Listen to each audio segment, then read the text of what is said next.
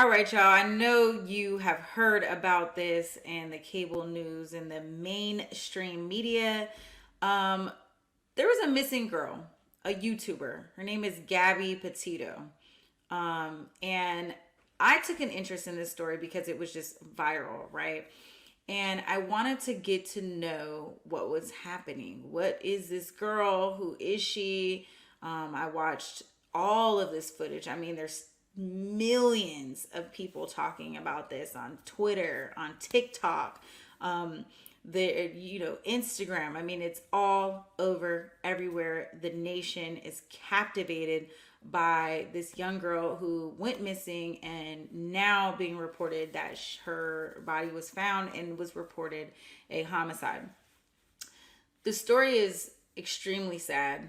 A beautiful, young, talented YouTuber who was traveling, in her van across country with her then fiance, who now has also gone missing, right? Or in hiding, whatever you want to call it.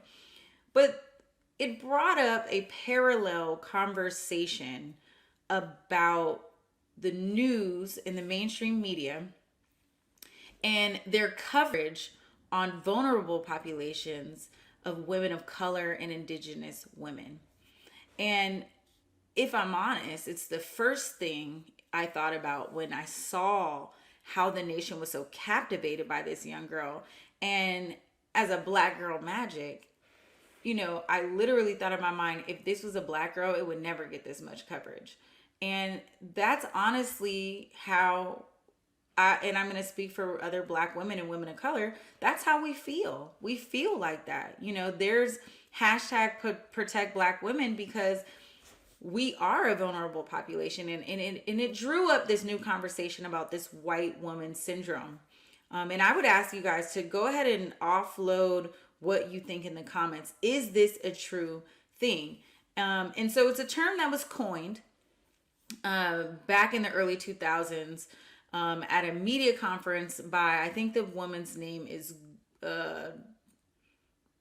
actually, I don't want to say what her name is because I can't remember exactly what it is, but she coined the term. And Joy Reid talked about it on her show. And it was the first coverage that I saw where someone said what everyone was thinking. And why is it that there's hundreds, thousands of indigenous women, black women, Latina women that never get this type of coverage? You think about, you're watching all of these videos of the FBI getting involved, of all of these, police officers getting involved, of, media coverage, on every single outlet. Every time you turn it on, it's just, all the headlines are about, young Gabby. And rightfully so, because at the time, she was a woman who needed to be found. And they found her. And she's still the topic of conversation. And it's been so sensationalized that it made me think, what is the name of one black woman that went missing that we know nationwide? I'll wait. Drop it in the comments if you know. I'll wait. I personally don't know the name of one black woman that has ever received this type of media coverage. But I think about Lacey Peterson. Okay, I know about her. I know her whole story. She's got documentaries up the yin yang, Netflix series, Lifetime series, all about her case. And it happens because the people who are in control of the news are generally white men. And historically, it shows that women of color are not seen as vulnerable, right? When you think about a woman of color that's missing, they think about her being, well, what did she do to put herself in that situation? There has to be something else. It just can't be that she is missing and didn't have anything to do with it, right? And I would also argue that, a woman, an overweight woman, an older woman, a woman who's not deemed beautiful by society would never get coverage like Gabby Petito. She is the perfect victim. And it's sad. And we have a responsibility as media professionals and really as viewers. We have an obligation to bring this up and talk about it and change the narrative. There's hundreds upon thousands of vulnerable Black, Latina, and Indigenous women that never will see the light of day, that will never have an FBI figure out what's going on. There's a podcast that I listen to called Up and Vanished. And it's the main focus of that is about an Indigenous woman that has gone missing. And so we have to make a decision that these women are just as valuable, right? We're in a moment in 2021 where we're seeing Black migrants trying to seek asylum, and they're being whipped by overseers, by border patrol overseers. And so why in the hell would anybody take claim in a woman of color and in a moment where she's missing? We don't give a damn about people of color in this country. Not for real, because they're subhuman. We are not seen as human beings. What is it, Mama Harriet? What's the percentage? This is not Black people. Oh, Black people always make it about race. This is not one of those things. Black people make it about race because this is our truth.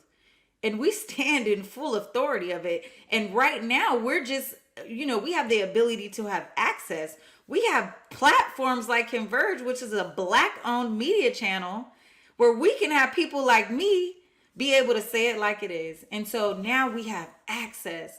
We created our own tables to sit at so we can talk about the things that are disparaging our community. And so we have to give more